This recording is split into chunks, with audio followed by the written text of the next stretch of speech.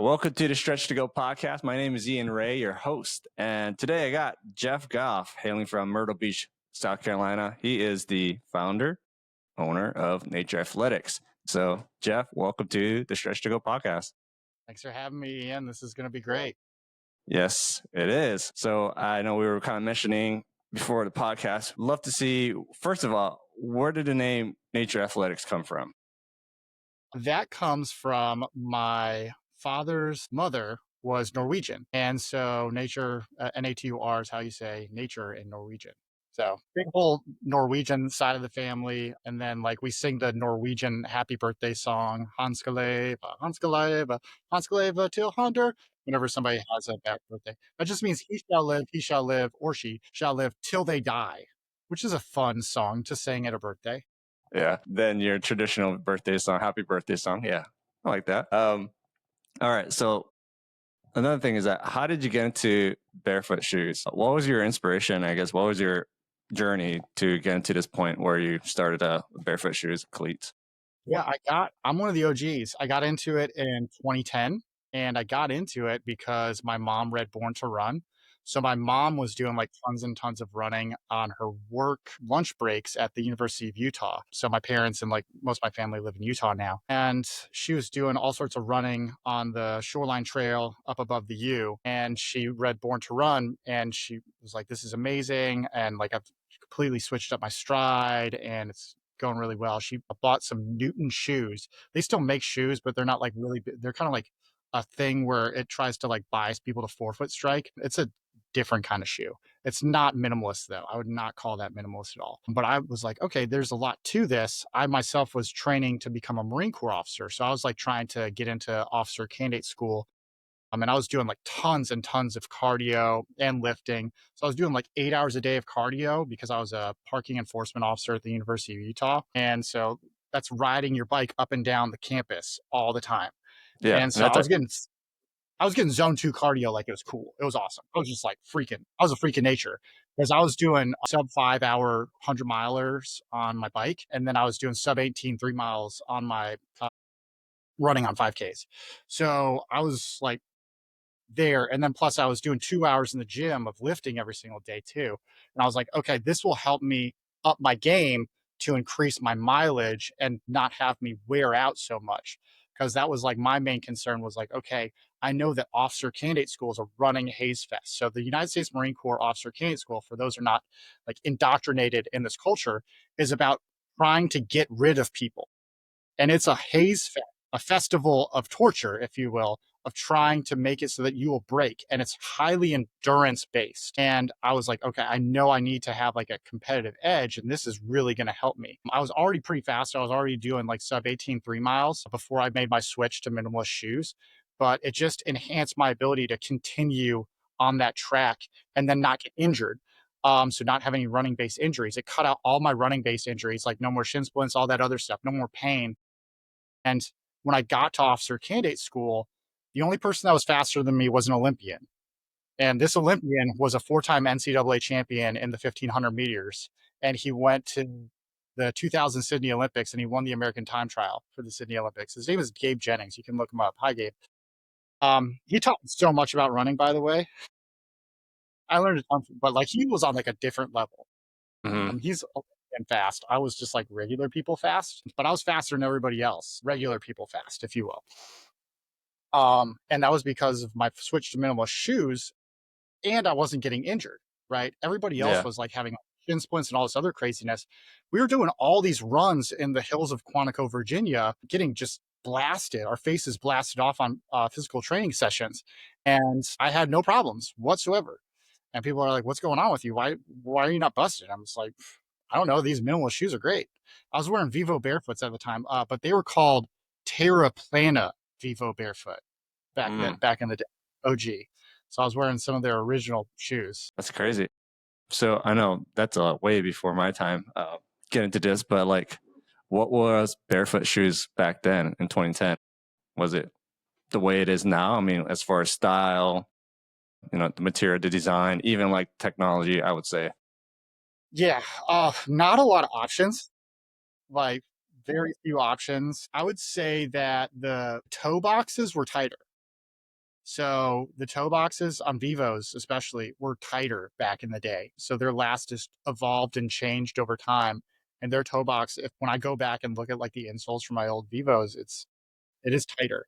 So there was a little bit of evolving that they had to do on that front, but it was still like completely zero like support. It was like extremely flexible. Like I could roll it in to itself on a ball as a ball, but they were like one of maybe like a few brands that were out there. I actually did some market research on this myself, like trying to track like who was founded when, like which brands were founded when, and like the timeline of like growth. So, like, as of 2020, when I did my research, there was like 109 barefoot brands, and it grew Okay. from like 30 something back in 2009. So, like, there was like an exponential growth between like 2009 and then, right? In terms of like the proliferation of people like getting into this whole entire shoe. What do you think made that cause? Like, in your opinion, from like the growth? I mean, it's still growing too, but like, Yeah, it's still growing. I mean, there's still a lot of, I would say, growth in terms of awareness for people, although the awareness is starting to get out there more and more. But there still is definitely a long way to go for us to become like quote unquote mainstream. But the growth of the proliferation of the brands is just because, it's kind of the Wild West. So like everybody like is coming across their own kind of like problems that they see in the market, and they're like, I'm gonna fill this niche. I'm gonna fill this. Like, oh, somebody's not making this style, so I'm gonna come out with this style. And so there's still a lot of that. There's still a lot of room for growth as well in the industry, I think still. yeah. So for you, when you first got started, I guess what was your idea in starting a barefoot cleat? What was it? Did you get injured? Did you have a idea just to because there was a hole in this certain type of niche, or what was your story behind it? It was definitely the whole thing. So yeah, like for real, because I've just had a son. So I have two kids now, but at the time I just had a son, and I was just like, crap, if he starts sports, which I'm certain he will because I'm his dad, I'm gonna try and get him into sports. There's nothing for him to wear that's gonna allow him to maintain his natural foot health and play whatever sport that he wants to.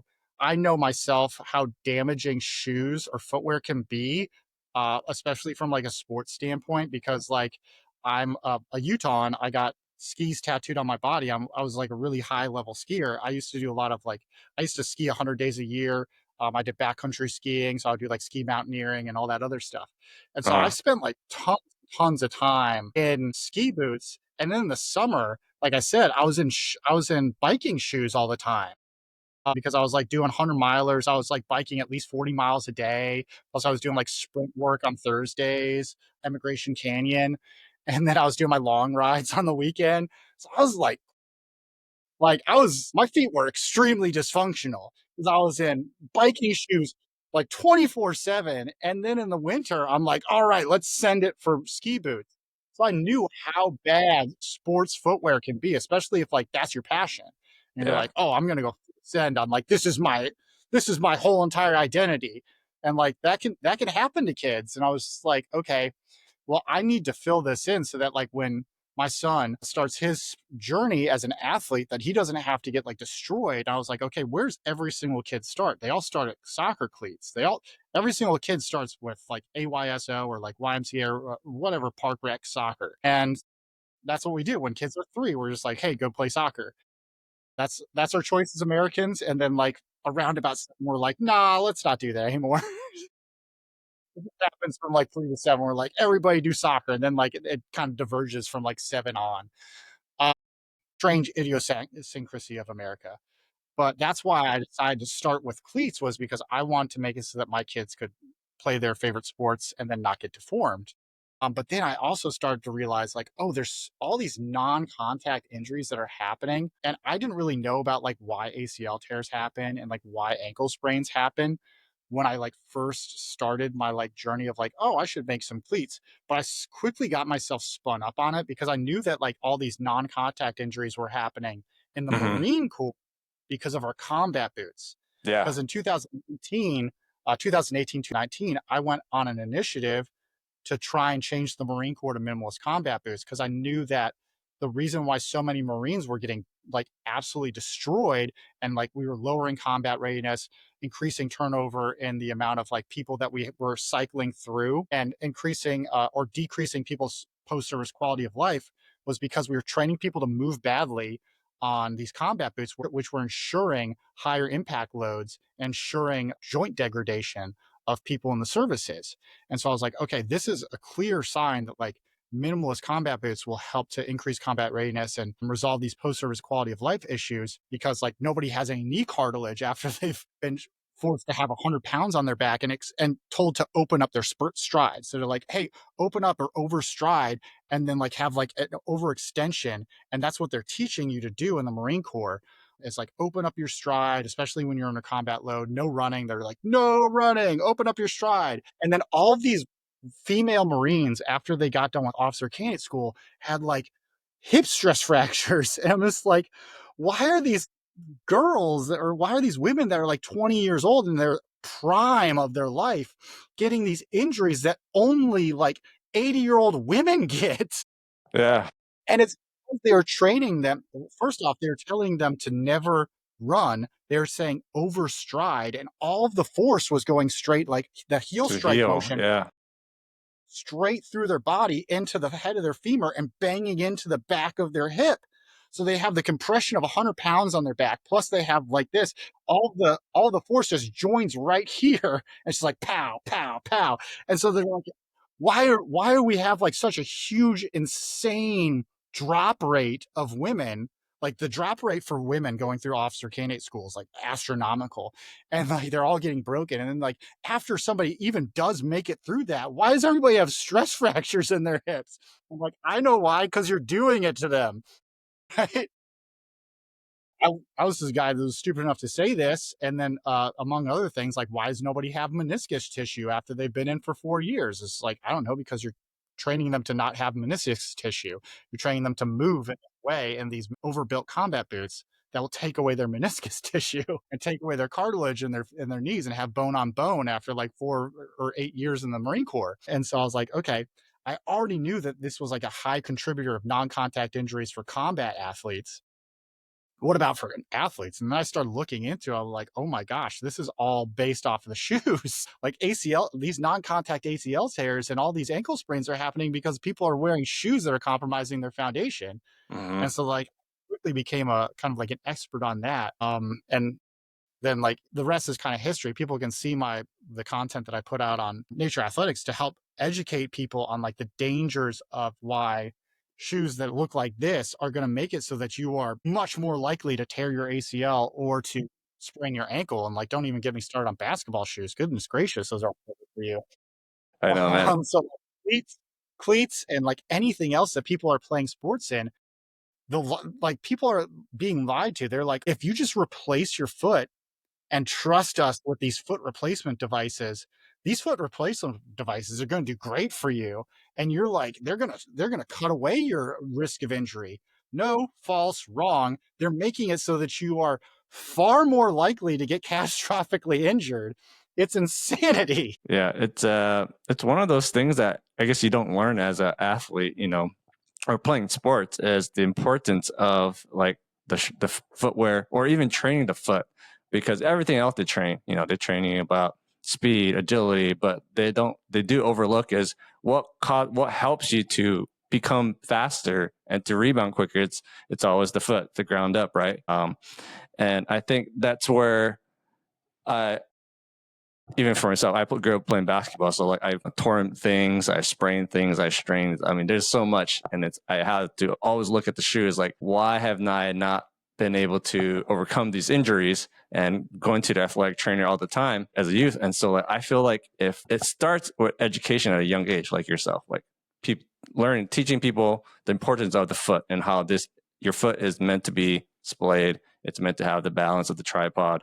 There's a lot of stuff that I would love for you to go over this too as a shoe, because maybe we can dissect this, your cleat, and how this came to be, because most people look like, well, what about it? what about, how's this going to help me? So kind of, let's go through this actually with the shoe. Walked me through the design. And of course, you know, there's some intricacies that I really love. I know I kind of mentioned to you, like the sock, the tongue of the sock.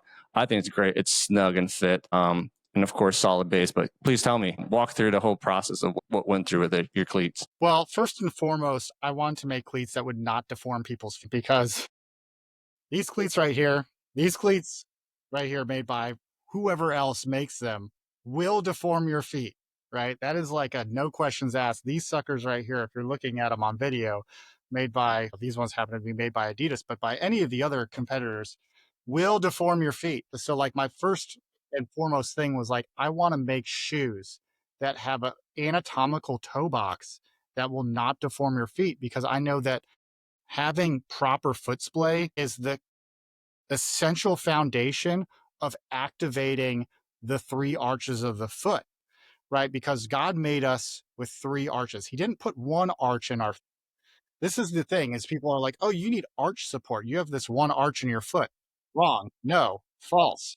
We have three arches in our foot, and it's a miracle of God's design that we have three arches in our foot. We're unique amongst the great apes, insofar as we have three arches in our foot, like chimpanzees, orangutans, gorillas. They have one arch in their foot because their foot's more like a hand, and our hand has one arch. Our foot is not a hand. Our foot is a human foot, which is a miracle of God's creation in order to support multi-directional locomotion in a running upright manner. And so having the big toe, the little toe splayed out so that you can have the lateral arch supported so that you can land on the outside, which you're supposed to land out and then move to in, right? So you're supposed to land on your forefoot on the outside of your foot, engage that lateral arch. The lateral arch is only able to be engaged if the pinky toe is in proper alignment. Next, as you're going through, you have the transverse arch, which kind of like stabilizes and allows for the transfer of the power over to the next stage over here, which is the finishing move, is what I call it, which is the medial arch, which creates the stabilization for external rotation of the knee, right? So all the reason why there's so many ACL tears is because of uncontrolled internal rotation, which is originating from 2 points, having a uncontrolled pronation moment in here, right? So in your medial uncontrolled pronation. So people are like, oh, pronation's bad. Uncontrolled pronation, which you are not controlling with your musculature, is bad.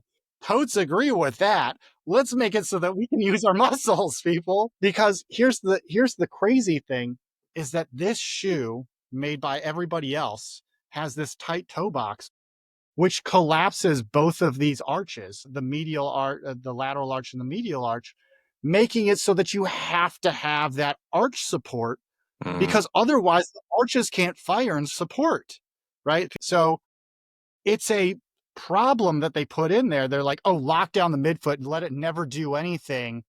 Why? Oh, don't even think about that, right? Don't question that. Midfoot's not ever supposed to move. Wait, but there's a lot of joints there. Isn't that supposed to move? And there's like 4 layers of muscles. What are they doing? Oh, don't worry about that. Just have something as stiff as possible. Put some arch supports in.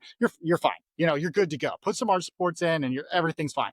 No. So Yeah. what you need is a wide, uncompromised toe box, which was like my first foundation. Is like, let's make it anatomically correct so that our arches can fire, so that we have full splay, so that our lateral arch and our medial arch and our transverse arch can all work together as God designed.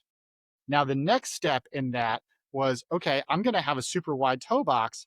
I don't want people to fly from side to side, right? I recognize, especially in field sports, that we're doing a lot of cutting. We're doing a lot of cutting. We're doing a lot of side to side movement. And people are going to be like, oh, it's too wide. You're going to slide all over the place. False. First off, if you can splay, right, the way that God designed you to, you're going to fill up that whole entire space in the toe box and you're not going to slide around. But I also have a backstop for you, which is this tight design right here, this knit upper that I have, which makes it so that there's good lockdown in the midfoot, so that when you do have lateral forces, that you're not sliding around, right? So I create like this glove-like fit in the midfoot here, so that completely gets rid of like that argument that people have against it, like, oh, you're going to slide around all over the place, it's too wide. No, I've made it so that you have a glove-like fit over the midfoot so it secures your foot, still allows it to move naturally, still allows it to move the way it's supposed to, but you're not going to have that side to side motion because you have a good, strong lock in grip over and under your foot here in the shoe. But the next question was, how am I going to make it so that these usual cleats have like zero motion, right? What am I going to do to make it so that I can change that to this and allow Yeah. for complete and natural motion, but also make it so that I know why they're making these so stiff is because if you don't make it so stiff, you're going to feel the studs, and it's going to be extremely uncomfortable to wear these shoes if they were just like rubber, right? If these Hmm. were made of rubber, then you'd just like have this extreme stud discomfort, right? And so I was like, okay, I'm going to make it so that there's plates that take the pressure of the studs and offload it in this plate area over where the contact points of like where the pressure should be in your foot, but Yep. allow their flexibility in these other zones. And that's where I patented this. So this is a utility patent that I have on this. I call it the Nature Motion Cleat Plate System.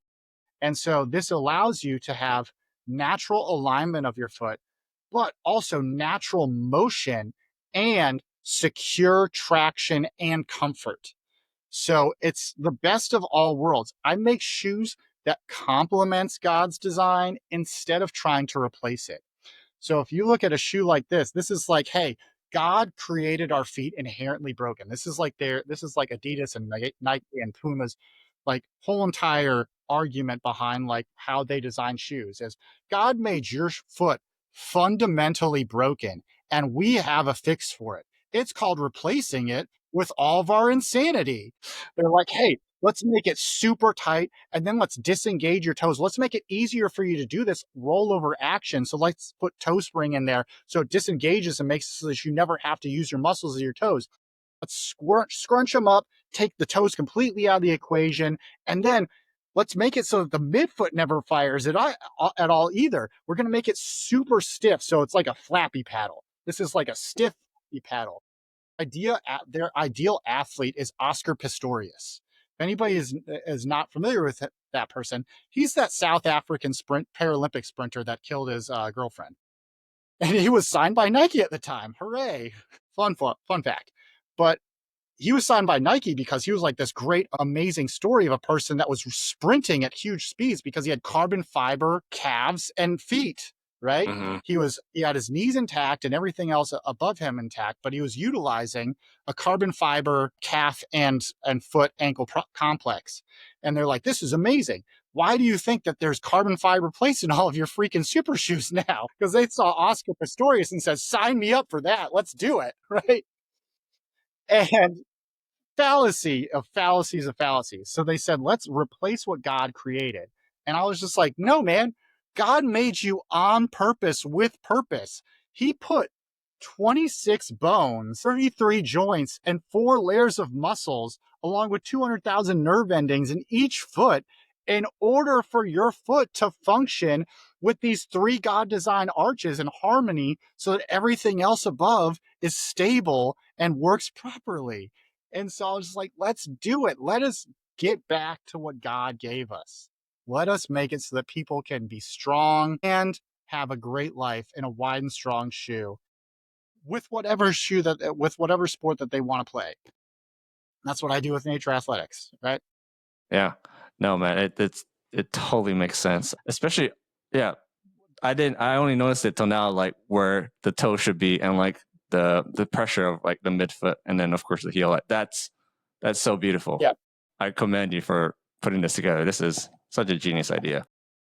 Yeah. Knowing that you had to put probably a lot of several prototypes, you probably took some tests to test it out. What got you to the point where you're like, you know what, let's just roll with what I have? And of course, you've been doing this for how many years now with the Nature Athletic cleats? My first drawing of a cleat was 2017. Okay. So I first like recognized like, oh man, I want to like make these in 2017 when my son was born. Right. So my son was born. I was like, oh man, I got to do this. This is a problem. And so I started like drawing cleats of like how they would look. The cleat plate system was born in like 2019. right? So I like mocked it out at 2019. I was like iterating and I was like thinking about it and like bouncing it off of people like, hey, what would we do here? So I like invented it at like 2019, 2020, and then like 2020, 2021, we took it and we made it into prototypes. I was working with several people that helped me to create prototypes in order to like 3D print them, like 3D model my designs, and then take them and actualize them into 3D printable things based off of like the prototypes that I created. So I made like rudimentary cardboard prototypes, and I was like, hey, can you take this cardboard prototype that I made and turn it into a 3D model? And so I worked hand in hand to like make it so that my vision was executed in those 3D models so that we could 3D print it and validate it. And Uh-huh. then I have other designers that help me to like take my drawings and create the upper and everything else and actualize that. So like this is based off of like my drawings and my prototypes of like everything. So like all of this is my drawings, but it's like been churched up over time by other people helping me to like make that a reality. Thing. So currently right now, how are you spreading this awareness of Naturopathic cleats? What are you doing to get this out to people's hands and people's feet? I meant so that they are out there promoting this, out there, bringing this awareness to people. What are you doing right now? I just created the evangelism through my Instagram account. And so I put out videos that help to instruct people on like what's natural movement, why are cleats destroying, why are like conventional street cleats destroying your feet, and why Nature Athletics cleats are the best cleats that have ever been made for natural human movement, and help people to re-embrace what God created for you, to embrace and love the way that your foot works, looks, and functions so that you can live in the glory of God's miracle, which is these incredible feet that he gave us, that he gifted us to be the most efficient and best movers in the animal kingdom. Do you, and as far as what you're doing with Nature Athletics, what are some of the misconceptions that you found as far as why people won't get into cleats? I know you mentioned like people are saying it's too stiff, it's too rigid, but like let's help break down this misconceptions of why people should get into barefoot shoe cleats. Yeah. So I think one of the main reasons why people don't get into barefoot cleats is because they think it's a gimmick. They think that it's ridiculous and they think that like, oh, you need to have the tightest cleat possible, especially for like people are like, oh man, you made this toe box way too wide. It's going to mess up the way I kick a soccer ball. It's just like, no, man, you have a gigantic contact surface area, so you're gonna be able to kick the ball way better. It's like, chick, dig the long ball, man. Get a driver with a huge sweet spot, right? And so that's one thing. They're just like they buy into these old coaches' tales, is what I call them, of like, oh, it needs to be torpedo shaped or else you're not going to strike the ball correctly. It needs to be rounded or else you're not going to strike the ball correctly. And maybe it needs to be super stiff or else you're going to like have plantar fasciitis and all this other craziness. Oh, that's just a gimmick. There's no science backing whether or not like ACL tears happen because we've completely destroyed our foundation and made it so that we can't move, which is just laughable. I'll get into that later because there is a lot of science on that side actually saying that that's why it's happening. And so there's like all those common misconceptions, and then people are like, "Oh, it's way too wide. I'm going to slide all over the place," which is also not true. I have not slid once in my shoes, right? Because that's why I made them this way. I knew that people are going like that was one of my main concerns was people are going to be like, "Those are way too wide. I'm going to slide all around." And I'm like, all right, let's defend against that first and foremost, because I know that's going to be like the number one gripe that people are going to have about it. And so that's like one of the main things that I did in the design of them was to control for that. Jeff, are you there? Hello. Hey, Hello. Ian, Okay. Hey. where'd Yes, you I can. yeah, I can hear. where'd you hear where'd Um. Crap. I know you were talking, but then it was for a good like minute. You yeah, start fade yeah, away. So yeah, my you were my break my internet's great. We can edit that out because my internet is just not having a great day. So where'd you lose me at? where you're breaking down the misconception about the foot being rigid. I mean, the cleats being rigid, and then the ACL tears. And then I think that's where it kind of got quiet for a few, like 30 seconds. Okay. So the ACL tear science, that's there where we can definitely show that like ACL tears are happening because of a compromised foundation, and how wide toe box cleats or wide toe or embracing the natural design of the human foot will enable you to have a more stable base. But then there's the other thing that like people have that misconception of sliding side to side in the shoes. And so I was like, okay, that's like going to be my one of my main things that I need to control against was like, I know that these are going to be super wide because I want them to be super wide so people don't get injured. Because if you don't make them super wide and anatomically correct, then people will get their feet deformed and they won't be able to engage their arches the way they're designed to, and they'll get injured. And so I said, okay, let's, as I talked about before, let's make it so that we have no ifs, ands, or buts. These things will not slide to side with your foot, right?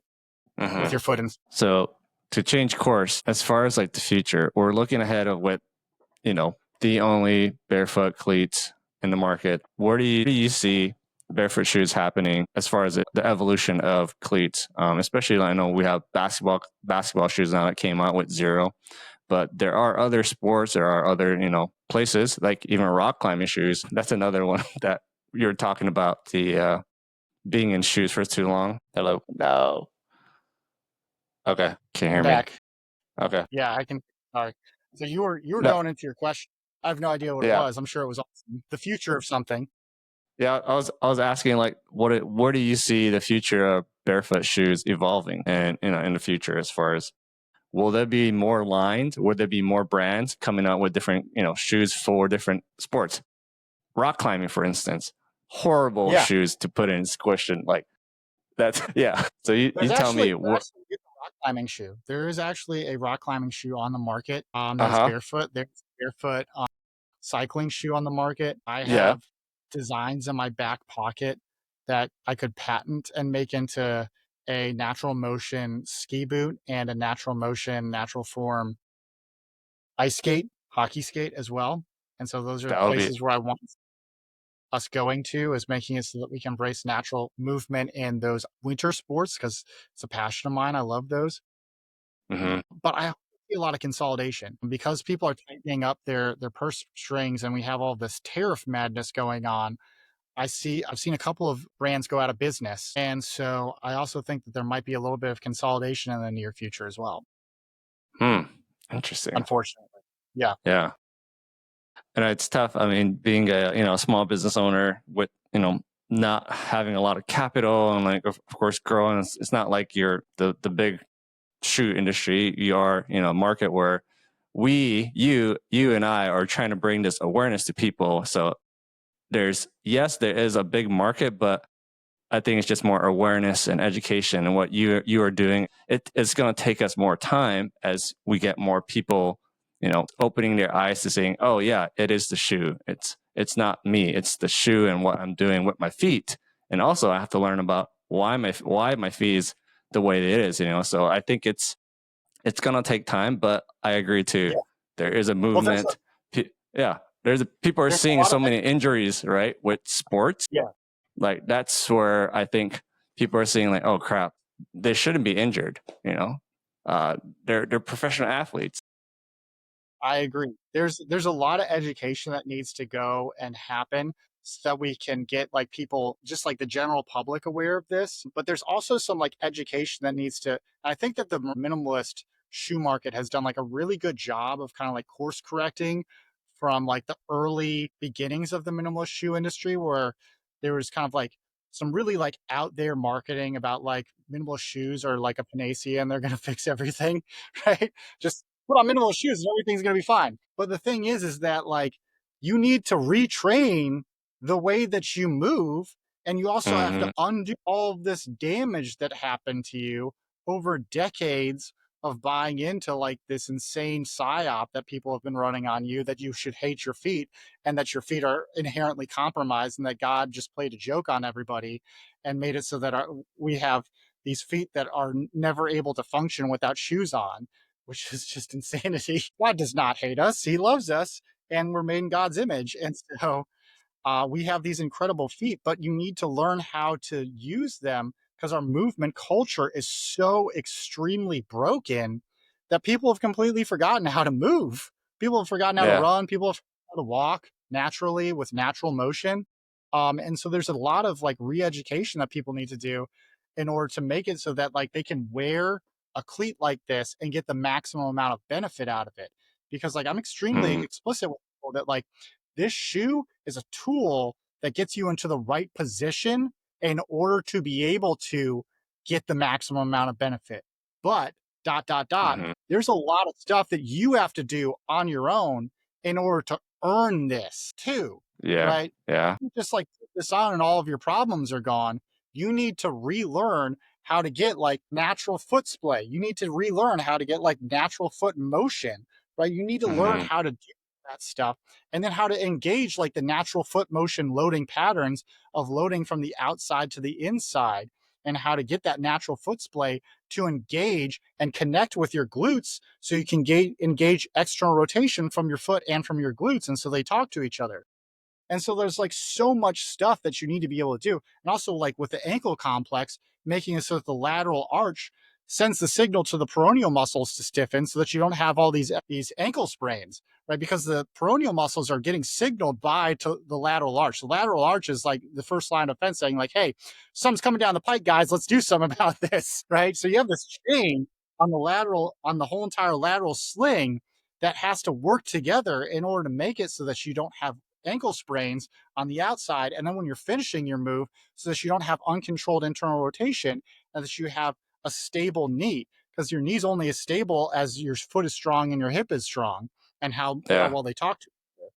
Sure. And so Yeah, there's that's true. a ton of that we have to do with people be like, hey, it's awesome that you're taking this first step. Welcome to the party. And there's a ton of grace that we can give you. But the narrow path that you're going to walk that leads to life is going to come with a lot of trials and a lot of stuff that you have to learn. Right. Uh-huh. Wow. Very poetic. Very yeah, yeah. No, it's true though. I mean, I'm not arguing. I'm just agreeing because yeah, you if someone who does not work on their feet and then just puts these shoes on or any barefoot shoes, minimal shoes, thinking that it's going to help them. No, it's not. It's like we have to go back to the root cause of the problem, and so that's where the foot is. So I think in general, most people who are in barefoot shoes, in industry minimalists, I would say is we are proponents of looking at the feet as an issue and try to fix it, try to, like you say, regain that back, whether if it's grounding, whether if it's, correcting the toes, the bunions. I mean, there's so much things that people overlook. Everything else from the ground up, we look, but we don't look at the ground. The thing that holds our body, the thing that touches the earth first thing. I think it's one of those things that we put on socks, we put on shoes as a child, but everything else we can sense and touch, but that gets numb and that gets kind of what you call it to the point Rough. where there is no senses, right? So like, yeah, it's crazy. Yeah. I mean, there's a lot of like bad cultural stuff in athletics. Right. So I'll Mm-hmm. just go to the Marine because that's where I have the most experience with this. And that's where I talk about like, okay, how are we training Marines and soldiers to move and sailors and airmen? The one thing that we spend like the most time on and indoctrination training is what we call it is marching. Everybody marches all the time and does what's called close order drill. And so when they're marching, what are they saying to everybody? They're like left, right, left, right. And then they say heel drive. Reach out, drive your heel. And then they say left, right, drive your heel, left, right, lean on back at the waist, lean on back and strut. So they're saying like to lean back, right? Get like that nice lean back. So it looks cool. It looks really neat, right? Because you're lean back, you got your rifle, you're like, oh man, I'm strutting. You're reaching out as hard as possible.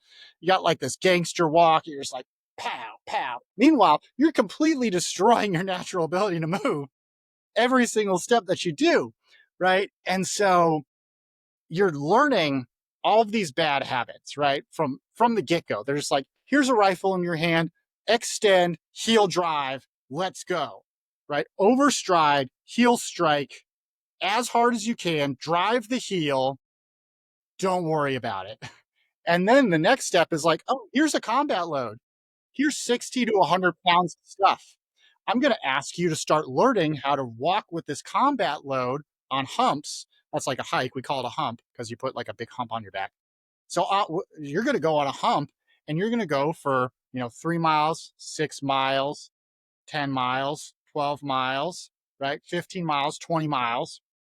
We're going to continue to progress it. But what are we going to say? We're going to say, open up your stride, don't run. Bad coaches' tales. And then they put the women in the front, right? So in officer candidate school, they have women train with men. They have their own separate platoon, but they're in our company, right? And so they put them in the front, right? But all these women are like 5'2" to 5'6", and they have to keep up with me, who the average Marine is like 6 foot to 6'5". And so they got to keep up with me. And so they have to take like 1.5 to 2 steps for every one of mine. And so they all start falling into the back, but they're saying, don't run, open up your stride. And then we're like, okay, so we're teaching all these women to overstride. And then they have all these hip stress fractures. And we're like, what? How'd that happen? Right? I have no idea. You made it happen. You taught them how to do that.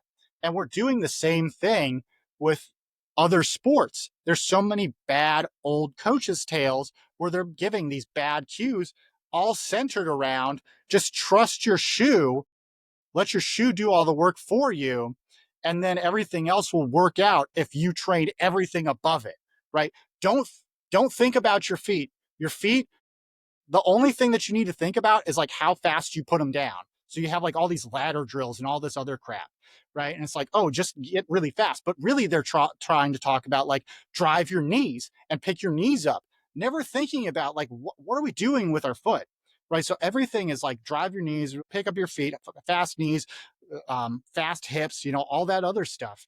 Not talking about like how are we strengthening and engaging the foot and making it so that we have a stable base. And so there's like really bad cues that they have, like in offensive line play in American football, in the NFL and NCAA and everything else down. They're like teaching people to have like a knock knee so that when they're doing like pass pro and they're like coming back and they're going backwards, that they have like this knock knee formation that's like, and you're wondering why everybody's wearing prophylactic knee braces. It's just like, because you're teaching them to destroy their knees at the second that anybody comes in from the side, their knee's going to collapse, but they're not teaching them proper footwork in order to make it so that their knees are going to be stable. So they're just like, oh, we're going to prophylactically brace everyone's knees because we've decided that like we're going to teach dysfunction and we're going to say that dysfunction is strength, right? We're going to say dysfunction is strength. You have to move this way in order to make it so that she can do pass pro. And it's like, no, that's insanity, right? And there's all sorts of other stuff, like when you're coming in for a challenge on soccer and like, and people are like having people stab in, like reach out with their foot and stab in. And gosh, there's so much like heel striking badness. Like nobody knows how to freaking run. Nobody knows how to run on the forefoot. Like everybody's out there running on their heels. It's insanity because that's another huge reason why everybody's having these injuries. But then you also have to think like forefoot striking is not like the end all be all panacea. You need to learn how to move properly on your forefoot. I was actually just Mm-hmm. walking 2 days ago, as of the recording of this. On Friday, there was a game between the Red Sox and the Rays.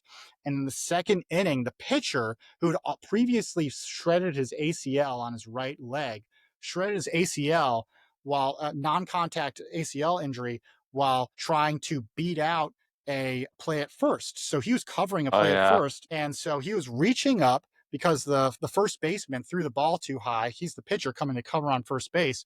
The first baseman threw the ball too high. So he's reaching up and then he's coming in. And as he's coming in, his right foot is splayed out laterally, pointing away. So it's not straight and stop pointing in. It's splayed out laterally. So when he lands and he instantly goes into internal rotation because nothing's there to control it, right? Because he's splayed out laterally on his foot. So he has this horrible, but he's coming in forefoot striking. You watch the replay in slow motion, which I did this morning. He's coming in, he's forefoot striking. He has his foot plantar flexed, but he's coming in with his forefoot completely splayed laterally so that he's like the second that he hits, he's coming in, he's going to hit with his toe. He's splayed out laterally. He hits with his toe, and then his knee just completely collapses and buckles. Well, because he has nowhere to go with his leverage, his big toes pointed in, so there's no leverage to push against that internal rotational force and create external rotation. So the shoes did it partially, but his bad footwork did it too. So like it's Yeah. not like forefoot striking will solve all of your problems. It's going to do a lot to help you, but you need to learn how to forefoot strike the way that's natural, which is out to in, right? So there's a lot of nuance to this in learning how to have a strong, dynamic, bulletproofed lower kinetic Mm-hmm. chain and suffer anything that comes at it and can deflect anything that comes at it. And one of the key things that you need to do is you need to be in the right position, right? You need to have proper toe splay. You need to have the proper engagement of the muscles. You need to know what sequence to engage those muscles in. And so just saying like forefoot striking is going to save everybody. Well, we just saw on Friday, that's also not true, right? It will greatly reduce your risk because it greatly reduces ground impact forces by forefoot striking. But if you're overstriding, which this pitcher was had a completely straight leg as he was reaching out, and then his foot was splayed out, right, to the side, to the lateral side away from his body as he was coming in. And then as he hit, it just jammed him up, right? Because he was completely overextended. He wasn't bent at all on his leg. So he got jammed up right there at his knee because all the impact just like pow, jammed him up. And then he collapsed in because he had no leverage at his big toe. So, I mean, he already had busted his right ACL once, and this is his second time. I really hope for a speedy recovery for that pitcher from the Red Sox because these are completely preventable non-contact injuries. We just need to get proper education for people and give them the proper footwear, right? Mm-hmm. Yeah. I guess in closing, we went through a lot, but like in closing, I guess I wanted to kind of go over as far as like the movement, because like as far as like natural movement and how we're supposed to, walk, run, and move, there's a couple of things people can look into. Rope flow. I know you're a big proponent. Rope flow, the Weck method, David Weck, that too. Those are also great training programs to look into. So if people are learning to see like what are they talking about, look into that. Research yourself, because I think I totally believe the kinetic chain starts from the ground up. So if your ankles, your foot is out of line, it's going to translate up to the knee, and it's going to go up to the hip, to the back. I mean, so we just have to look at our bodies in that order. It can be preventable, it can be treated, and there's great people who are out there putting great content and education to help people to get them out of pain or even fix their issues. So, but yes, in closing, I'd love for you, Jeff, to share with the audience as far as how they can learn more about Nature Athletics, reach out to you to learn more, not only Barefoot Shoes, the cleats, but as far as, like what you're doing, your passion. And of course, if you happen to, point to your website, email, social, you name it, it's your turn to go ahead and share that with my audience. Yeah, I just want to say I completely 110% co-sign on rope flow. It's a great portal to natural movement and to help people to learn how to move the way that God intended you to. David Weck's a genius in how he invented that. So big props to David. Big fan of my shoes, by the way, he is. And so love what that is. For following me, follow me, Natur Athletics on Instagram, and then look up our website, naturathletics.us or .com. Either one brings you to the .us domain. It just redirects you there. And that's where you can buy our shoes. While supplies last, we're pretty close to sold out on the black and white colorway right here. And we also have another colorway that is in white and gold. And we got about 250 of those left. And so go in, flood it, and grab them while supplies last, because the Classicos are pretty much gone. And you got only the Classico Golds to get you through, but they're still just as great. They just are in white and gold. No, man. But hey, Jeff, I appreciate you, man. It was a great conversation. As far as I learned a lot from you, and I can definitely hear and feel your passion of how you got into this and what you're doing, obviously. And I think it's great to have people in the community, people on this space, so that we can kind of share, learn from each other. And of course, kind of, like I said, at the end of the day, bring awareness to people, the importance of the foot and of course, Barefoot Shoes. So man, thank you so much for your time and getting this with me on this podcast. Thanks, Ian. Thank you very much for having me. Yep, no problem. And for those of you who are listening, don't forget to subscribe and follow the Stretch to Go podcast. We release it every Friday at 7 a.m. Eastern Standard Time. It's on YouTube, Spotify, and iHeartRadio.